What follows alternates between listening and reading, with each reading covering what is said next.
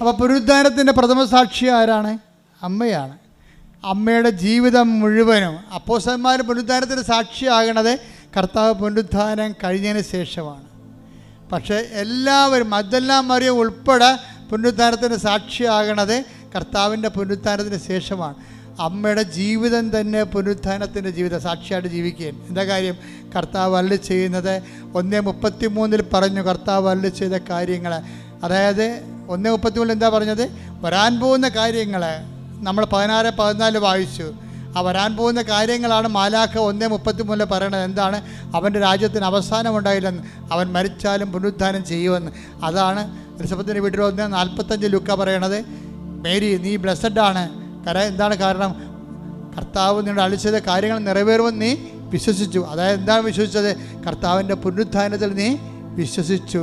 അവൻ്റെ പുനരുദ്ധാനത്തെ വിശ്വസിച്ചുകൊണ്ട് തന്നെയാണ് മറിയം. അതുകൊണ്ടാണ് ഈശോ ചോദിക്കണത്. ഈശോയെ കാണാതെ വരുമ്പോൾ ഞാനും നിൻ്റെ അപ്പനും കൂടി എന്തുമാത്രം നിന്നെ അന്വേഷിച്ചെന്ന് അറിയാവോ എന്ന് ചോദിക്കുമ്പോൾ അമ്മ അപ്പം ഈശോ പറയും, മേരി, യു നോ ഇറ്റ്. നിങ്ങൾക്കറിയാം. എന്താണ്? ഞാൻ എൻ്റെ പിതാവിൻ്റെ കാര്യത്തിൽ വേപൃതനായിരിക്കേണ്ടവനാണെന്ന് നിങ്ങൾക്ക് അറിയാൻ പാടില്ല. എന്ന് വെച്ചാൽ അറിയാൻ